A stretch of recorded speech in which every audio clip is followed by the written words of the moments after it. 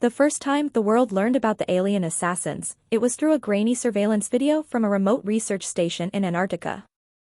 The footage, shaky and barely comprehensible, showed three scientists stepping outside to investigate a strange noise.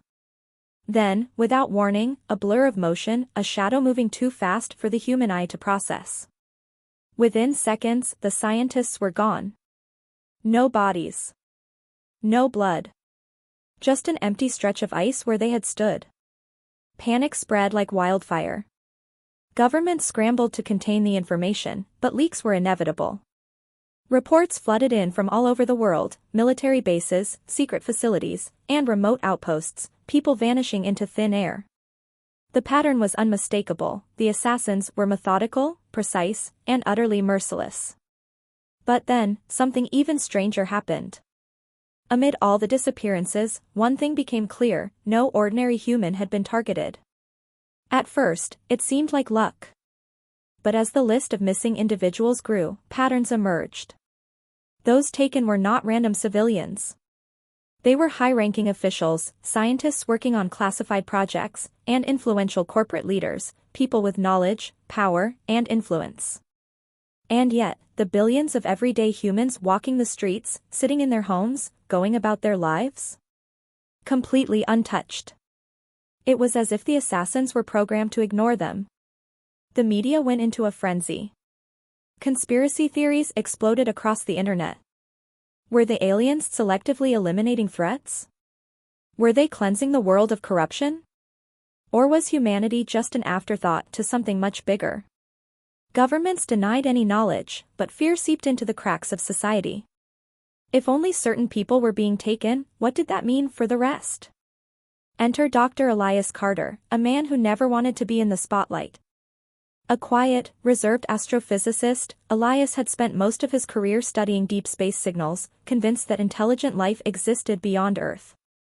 When the disappearances started, he thought it had nothing to do with him, until he received an anonymous message on his private terminal: "You were not chosen. Find out why." At first, he ignored it. Just another hoax. But then, late one night, his security system detected movement outside his home. Heart pounding, Elias watched the screen, expecting to see a stray animal or a lost pedestrian. Instead, he saw a figure standing at the edge of his property, tall, humanoid, but somehow wrong. The moment Elias blinked, it was gone. The next morning, he found strange, almost surgical marks on his front door. That was when he knew he had to dig deeper. Elias reached out to his old colleague, Dr. Naomi Kessler, a brilliant but controversial biotechnologist who had once theorized that humanity's DNA contained hidden markers, signs that we were either watched or manipulated by an unseen force in the past. Naomi had been laughed out of academic circles for her ideas, but now, she was nowhere to be found. Her apartment was ransacked, her research erased from official databases. It was as if she had never existed. With no other options, Elias turned to the underground networks, hackers, whistleblowers, and former intelligence operatives who had been tracking the assassins long before the world even knew about them. Through them, he discovered something chilling. The assassins weren't just selecting their targets based on power or knowledge. They were looking for something specific, something hidden deep within human genetics. A suppressed report from a classified research facility in Geneva hinted at a discovery made years ago, an anomaly in human DNA that no other species in the known universe possessed. Scientists had dismissed it as an evolutionary fluke, but what if it wasn't? What if it was the reason humans were safe? What if it was the reason the assassins refused to touch them? Elias felt his pulse quicken. If this was true, then the assassins weren't just eliminating threats, they were avoiding something. Something inside every ordinary human. The question was, why? As Elias pieced the clues together, a terrifying thought struck him. If the assassins were avoiding humans, that meant they feared something. And anything that could make creatures that advanced afraid was something far beyond what humanity understood. A sudden knock at the door made him freeze. He hadn't told anyone where he was. He hadn't contacted anyone directly. Yet someone, or something, had found him. His breath caught as the knocking came again, this time more insistent. The feeling in his gut told him one thing: this was just the beginning. Elias held his breath, staring at the door. The knocking had stopped, but he could still feel the presence on the other side. His fingers hovered over his phone, debating whether to call for help, but who would he even call? The police? The government? Whoever was knocking already knew how to find him. That meant they were either incredibly skilled or incredibly dangerous. Slowly, he stepped back, careful not to make a sound. His laptop was still open on the desk, the last report he had pulled up flashing ominously on the screen. The words burned in his mind: an anomaly in human DNA. The assassins weren't avoiding humans out of mercy. They were avoiding them because of something buried deep within their genetic code. The silence stretched. Then, just as he started to believe whoever was there had left, something slid under the door. A small, black envelope. No markings. No sign of where it had come from. Elias hesitated before reaching down, his heartbeat thudding in his ears. He picked it up carefully, his fingers shaking slightly as he opened it. Inside was a single slip of paper with 5 words scrawled in uneven handwriting: "She's still alive. Find her." Elias felt a rush of adrenaline. Naomi. Could she really be alive? Everything he had found suggested she had been erased, files wiped, apartment cleared, no records of her existence remaining. If someone was telling him to find her, it meant she was either in hiding or being held somewhere. Either way, he needed to move fast. He grabbed his bag, stuffing his laptop and a few essential items inside. His mind raced through the possibilities. If Naomi had been taken, it was likely because of her research. She had spent years studying human DNA, convinced there was something different about them, something unnatural. No one had taken her seriously until now. Stepping outside, he glanced around cautiously. The street was empty, but that didn't mean he wasn't being watched. He pulled his hood up and walked quickly toward his car, resisting the urge to look over his shoulder. The moment he slid into the driver's seat, he started the engine and pulled away from the curb. He didn't have much to go on. No address, no clue where Naomi might be. But there was one person who might know. Someone from his past he had hoped never to contact again. Miles Becker. A former intelligence analyst turned ghost, Miles had disappeared off the grid years ago. If anyone could dig up information on Naomi, it was him. The problem was finding him. Elias drove for nearly an hour before pulling into a dimly lit parking lot behind an abandoned warehouse. He had been here once before, long ago, when he and Miles had first crossed paths. If the rumors were true, Miles still operated in the shadows, dealing in information the world wasn't supposed to have. Elias stepped out of the car, the cold night air biting at his skin. He approached the side door of the warehouse, knocked 3 times, paused, then knocked twice more. A long silence followed.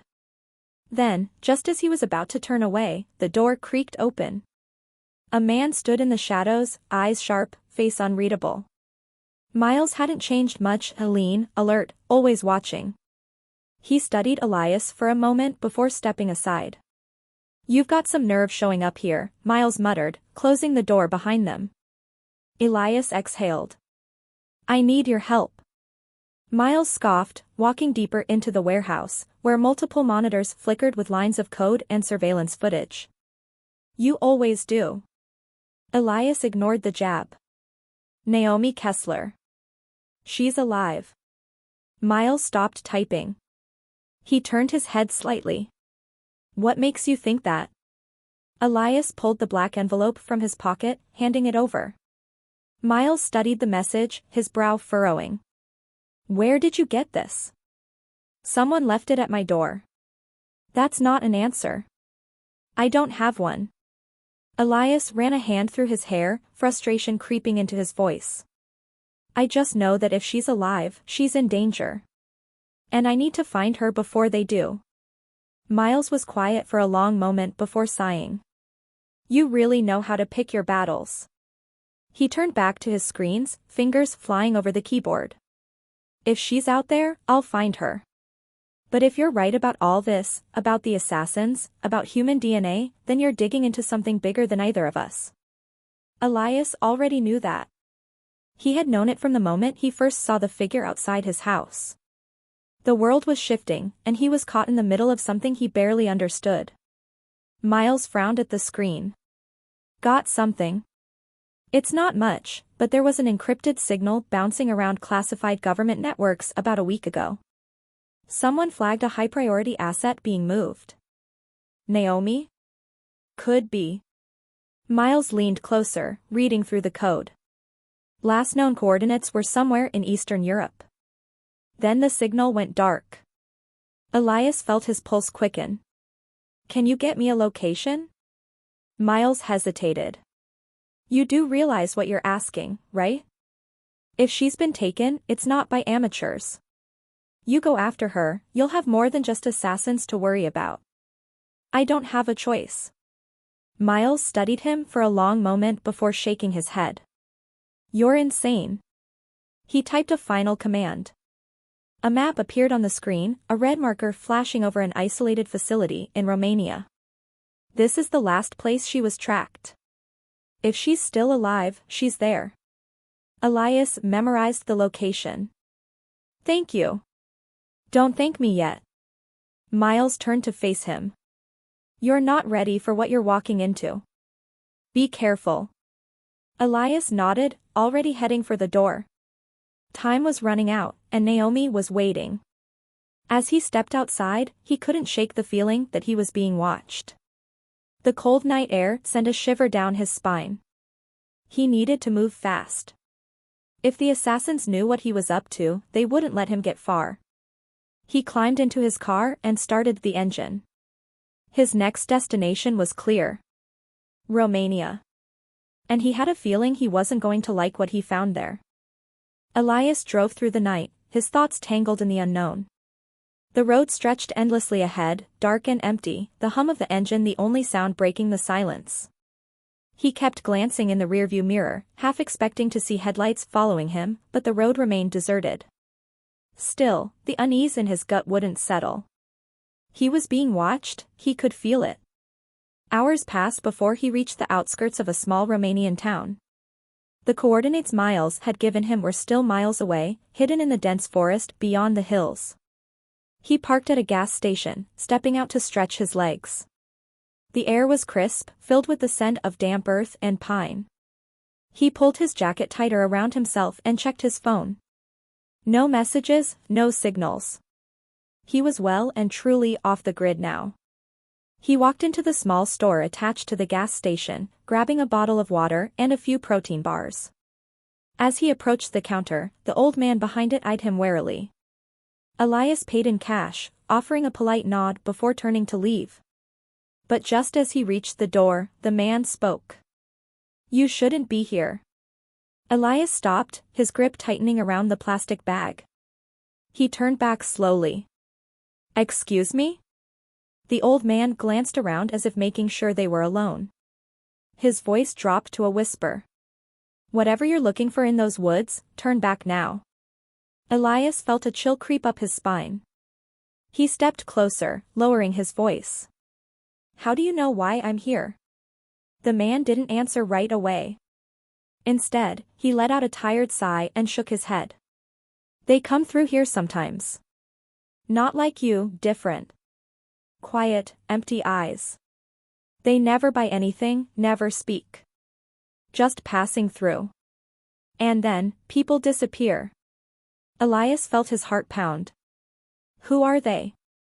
The old man hesitated, as if weighing the consequences of speaking. Finally, he muttered, shadows that don't belong to this world. Elias exhaled, gripping the strap of his bag. He wanted to ask more, but the man's expression made it clear he wouldn't say anything else. With a slow nod, Elias turned and stepped outside.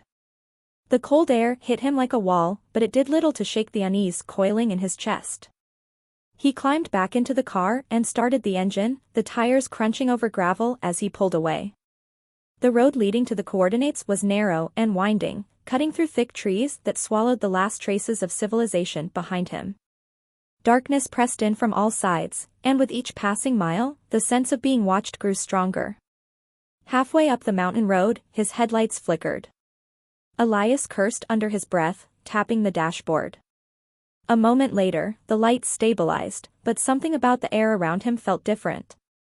Thicker. Heavy. He tried to shake the feeling, focusing on the road ahead. And then, he saw it. A figure stood in the middle of the road, barely illuminated by the dim glow of his headlights. Elias slammed on the brakes, his pulse skyrocketing. The figure didn't move. It was humanoid, but something about its stance was off. As if it wasn't meant to be standing there at all. Elias reached for the gun he had hidden in the glove compartment. He didn't want to use it, but every instinct screamed that he needed to be ready. Slowly, he stepped out of the car, keeping the weapon close to his side. The figure remained motionless, its face obscured by darkness. Elias took a cautious step forward. "Who are you?" he called out. No response. His grip tightened on the gun. "I don't want trouble. I just need to find someone." The figure tilted its head slightly, as if considering his words. Then, without a sound, it moved. Not walking, gliding. One moment it was in the road, the next it was at the tree line, vanishing into the shadows. Elias' breath came fast and uneven.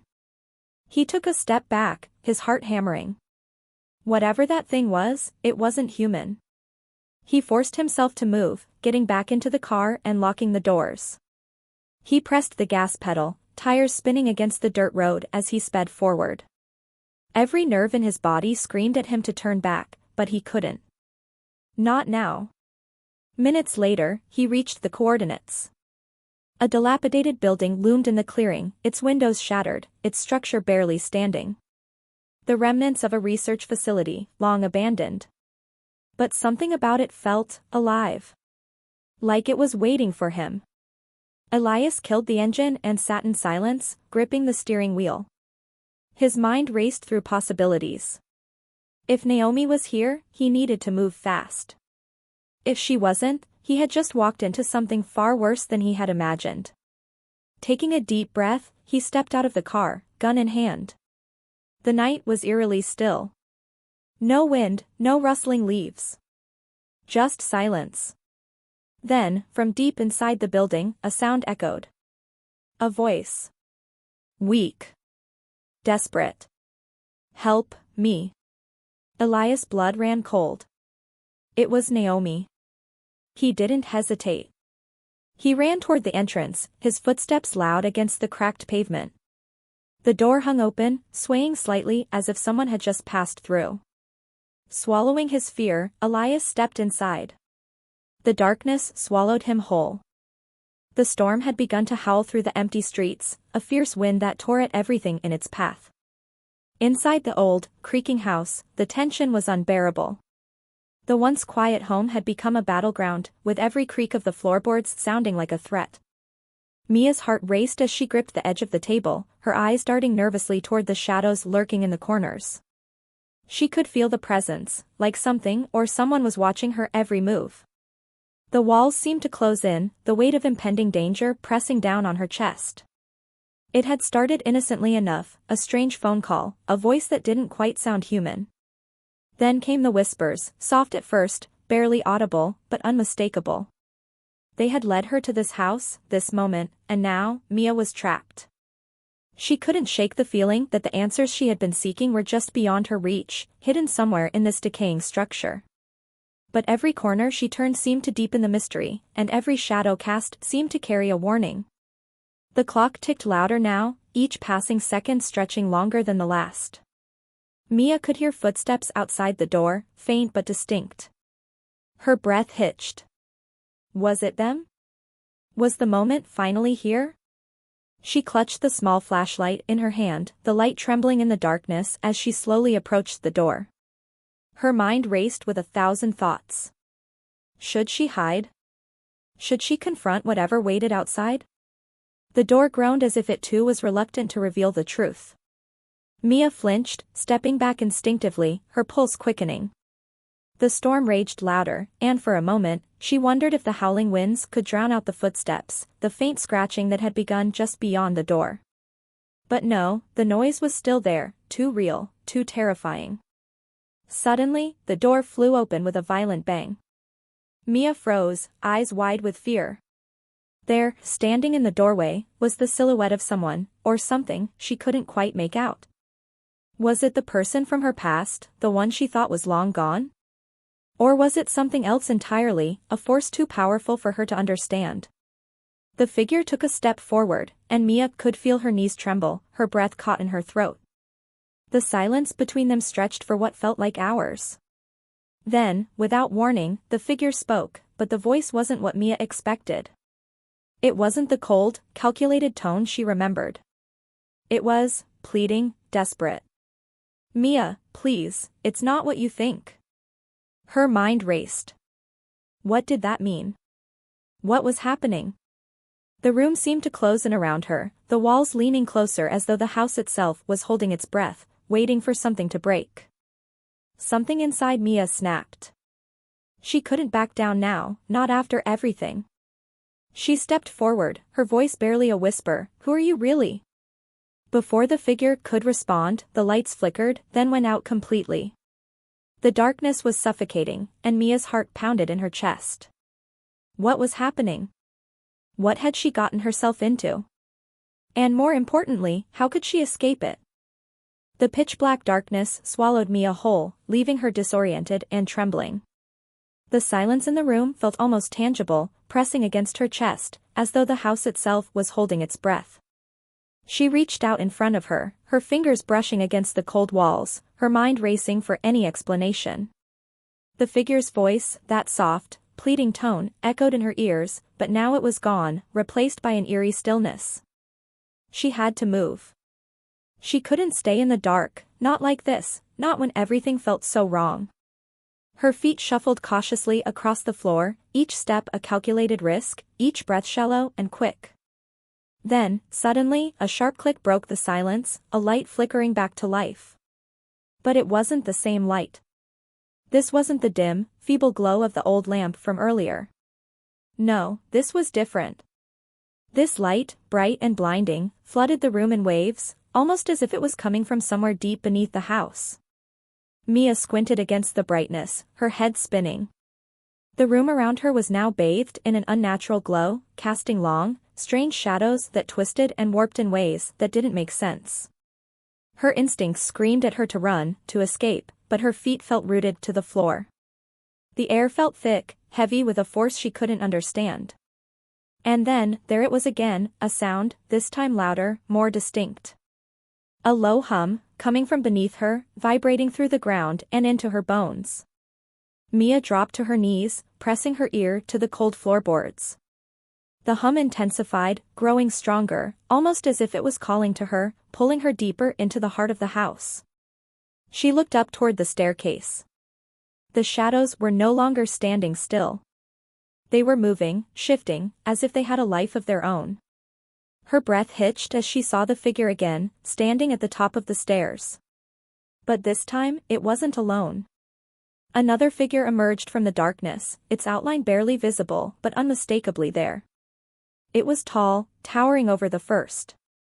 The air grew heavier, suffocating as the figures began to descend the stairs, their movements slow, deliberate. Mia's pulse quickened. Something was very wrong. The figures weren't just people, she could feel it in her gut. They were something else entirely. "Don't follow them," a voice whispered in her ear, barely audible over the hum. Mia jumped, her heart leaping in her chest. She whipped her head around, but there was no one there. Her mind raced, trying to make sense of what was happening. Was it the storm, the stress, or something far worse? The house seemed to be alive, twisting and warping around her, as if it were trapping her within its very bones. And then the hum stopped, leaving behind a deep silence that seemed to swallow the air whole. For a moment, everything went still, too still. Mia's mind was spinning, her thoughts scattered in 1,000 directions. But in the pit of her stomach, something dark and ancient stirred, like a memory she couldn't quite grasp. She turned toward the stairs, her instincts screaming at her to run. But before she could make a move, the door slammed shut with a deafening crack, trapping her inside. The figures were now at the base of the stairs, their eyes fixed on her with an intensity that sent a cold shiver down her spine. One of them spoke, but the voice wasn't human, the words sounding twisted, guttural. "You should have never come here, Mia." The walls seemed to close in around her. Panic flooded her veins. There was no escape. The room, the house, everything around her was tightening its grip, and she was caught in the middle of it all. The figures were moving closer, the light from the unknown source growing brighter. Mia's heart pounded, and she knew, deep down, that the moment of truth was near. But what was the truth? What was waiting for her at the end of this nightmare? The question echoed in her mind, but the answer was slipping further and further away, just out of reach. Mia's breath caught in her throat as the figures drew closer, their eyes gleaming with an unnatural light. The air around her grew thick, oppressive. She felt as if the house itself was closing in, suffocating her, pushing her toward the edge of something she didn't want to face. The words from one of the figures still echoed in her mind, "You should have never come here, Mia." It felt like a warning, like a sentence, as if she had been led to this very moment by forces beyond her control. Her legs trembled, but she couldn't run. She wouldn't run. Not now. Not when she had come so far, uncovered so many truths. She had to face this. Whatever this was. The figures stopped just in front of her, their presence like a weight pressing against her chest. They didn't speak, but their stare was enough. They knew something she didn't. They knew the truth. The floor beneath her trembled once more, and the light from beneath the house flared brighter, as if the very earth was alive, responding to the presence of the figures. Mia's heart pounded, but she steeled herself. "What do you want from me?" Her voice barely rose above a whisper, but the figures heard it. The taller one stepped forward, its form shifting in the unnatural light. Its voice of guttural, alien, rippled through the air. "You are the key, Mia," it said, each word heavy with meaning. "You always have been." Her mind whirled. The key? The key to what? To the house. To the darkness that had followed her since the moment she'd arrived? Her thoughts raced back to everything she had uncovered, the phone calls, the whispers, the feeling that this place, this house, had known her long before she had stepped inside. It was all connected. But how? Before she could piece it together, the second figure spoke, its voice softer, almost sorrowful. "We were waiting for you. This house, this place, it's bound to you, Mia. You were born into it." Mia shook her head, disbelieving. "What do you mean?" "I don't." But the words were cut short as the ground beneath her feet cracked open, a deep, rumbling sound filling the air. The figures reached out, their hands cold and unyielding as they pulled her toward the opening, pulling her into the heart of the house. The light below grew blinding, as if drawing everything into its depths. In that moment, everything clicked. Mia realized the truth, a truth that shook her to her core. She wasn't just a visitor in this house, she was part of it. She had always been part of it. The house had been calling to her, waiting for her return, because she had once lived here. She had once been tied to it in ways she could never have imagined. As the floor split open completely, revealing an ancient, underground chamber bathed in blinding light, Mia was forced to confront the ultimate choice, face the horrors of her past or accept her fate. She had always known there was something about her past that she couldn't remember, something locked away in the corners of her mind. And now, as she was dragged toward the glowing center of the chamber, that memory was returning, rushing back with terrifying clarity. But just as the figures began to pull her further into the light, a sudden, sharp sound cut through the air, like the cracking of glass. The figures froze, their expressions shifting into something unrecognizable. Mia, caught in the chaos of it all, spun around to see what had caused the interruption. Standing at the entrance of the chamber, bathed in the same blinding light, was a figure she thought she would never see again. Her father. But he wasn't the man she remembered. His eyes were dark, hollow, and his voice, when he spoke, was not his own. "You've done enough," he said, his voice a distorted echo of what Mia had known. "It's time to end this." The two figures recoiled as if sensing a threat from him, but they didn't retreat. Instead, they moved toward him, their forms shifting with every step. And in that instant, Mia realized this wasn't just about the house. It was about her bloodline. About a secret kept hidden from her, buried beneath years of forgotten memories. Her father stepped forward, his face cold and unfeeling, and for a split second, Mia thought she saw a flicker of recognition in his eyes, something familiar, something human. But it was gone just as quickly. The ground shook violently, and the chamber erupted into chaos, the light flickering and distorting as if the very fabric of reality was tearing itself apart. And then, as everything seemed to collapse, a final twist came into play. The house, the figures, her father, it was all an illusion. A trap. The real battle wasn't for Mia's soul or her past. It was for control over something much larger, something far more dangerous. The truth of her lineage had been hidden from her not to protect her, but to keep her from knowing she was the key to something much more powerful than anyone could have ever imagined. As the ground crumbled beneath her feet, Mia was faced with an impossible choice: embrace her power and the darkness it came with, or let it destroy everything in its path. The final twist was clear: her fate was not her own. The ground beneath Mia's feet continued to tremble as the chaos unfolded around her. The light in the chamber flickered erratically, casting unsettling shadows that seemed to move on their own. Her father, standing at the entrance, seemed to be the source of the tension, his distorted voice reverberating through the space. Mia's heart raced as she tried to make sense of it all: the house, the figures, the truth about her bloodline. She had been pulled into something far beyond her understanding, something ancient and twisted. But as the dust settled, one thing became painfully clear: this wasn't about escaping. There was no way out. The house, her family's legacy, it was all tied together in a web of power and control, and Mia was at the center of it all. The realization hit her hard, and for a moment, she couldn't breathe. Her past had been buried, locked away to protect her, but now it was all coming back, crashing down like a wave she couldn't outrun. Her father's hollow eyes locked onto hers, and for a fleeting moment, Mia saw a flicker of something: regret, maybe, or a hint of the man he used to be. It was gone almost instantly, replaced by the cold, emotionless gaze that had defined him for so long.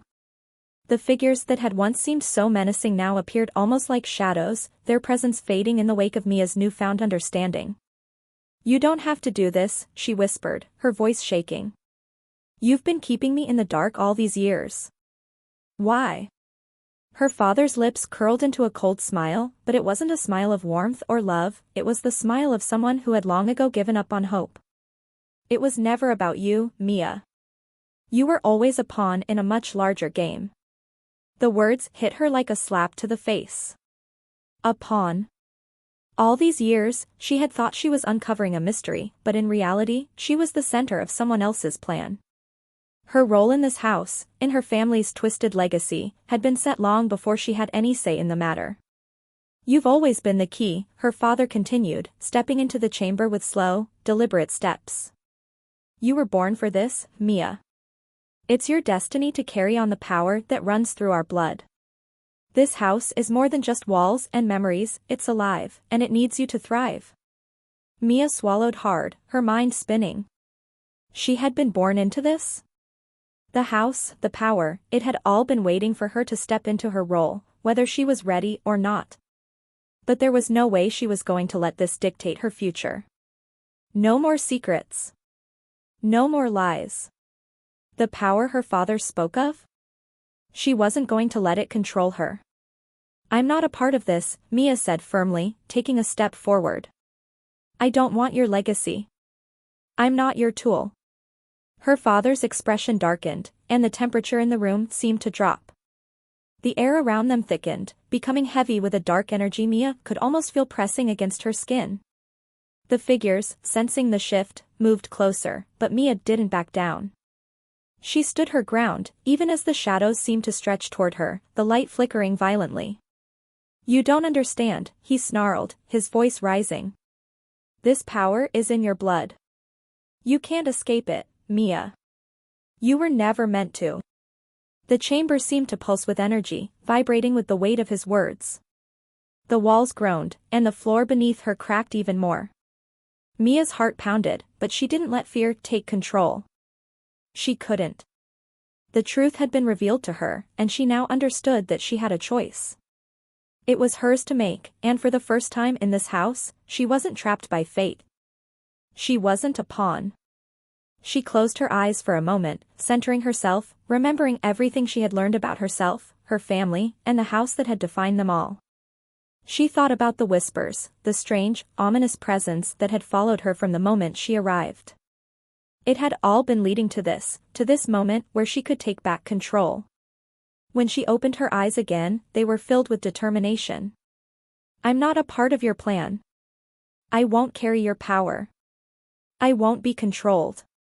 With a sudden surge of energy, Mia reached into the depths of her own being, drawing from the strength that had always been there, buried beneath layers of fear and confusion. The room around her seemed to react, the light growing brighter, the shadows retreating. The figures hesitated, as if they could feel the change in the air. Her father's eyes widened in disbelief. No, he hissed. You can't. But it was too late. Mia had made her choice. With a final, defiant cry, she pushed forward, letting her power flow through her, through the house itself. The ground shook violently, the walls cracking as the energy surged. The figures recoiled, their forms flickering and fading, unable to withstand the force Mia had unleashed. Her father tried to reach for her, but the power surrounding her was too strong. With one final burst, the house began to crumble. The foundation that had held everything together, her family's legacy, the house, the darkness that had haunted her, began to collapse, disintegrating into dust and rubble. Mia stood in the center of it all, her heart racing, but her spirit unbroken. The power had been hers to control, and she had broken free. As the dust settled and the house fell silent, Mia stood alone amidst the wreckage. The house was gone, but so was the weight of her past. She had fought back, and she had won. But as she looked around at the devastation, she realized that her journey was far from over. There would be no going back to the life she had known. But that was okay.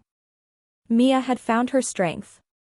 She had broken free from the chains that had bound her, and now she could finally start fresh. The future was uncertain, but it was hers to shape. And for the first time, she knew she wasn't just a pawn. She was the one in control. As she walked away from the ruins of her family's legacy, she carried with her the key to her own freedom. The journey had been long, filled with darkness and uncertainty, but she had emerged from it stronger, wiser, and more determined than ever. Mia was no longer the girl trapped in the shadows of her past. She was her own person now, ready to face whatever came next, on her own terms. And in the end, that was the most powerful thing of all.